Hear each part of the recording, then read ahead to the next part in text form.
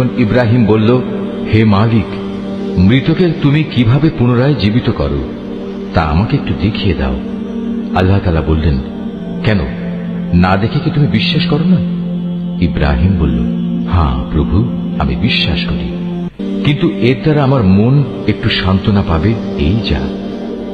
আল্লাহ তাআলা বললেন, তুমি বরং এক কাজ করো, 4টি পাখি ধরে আনো, অতঃপর আস্তে আস্তে এই পাখিগুলোকে তোমার কাছে পোষ মানিয়ে নাও, যাতে ওদের নাম তোমার কাছে পরিচিত হয়ে যায়। তারপর তাদের শরীর কেটে কয়েক টুকরায় ভাগ করো, তাদের কাটা এক একটি টুকরো এক একটি পাহাড়ের উপর রেখে এসো। অতঃপর ওদের সবার নাম ধরে তুমি ডাকো, দেখবে জীবন্ত পাখিতে পরিণত হয়ে ওরা তোমার কাছে দৌড়ে আসবে। তুমি জেনে রাখো, আল্লাহ তাআলা মহা শক্তিশালী, বিজ্ঞ, কুশলী।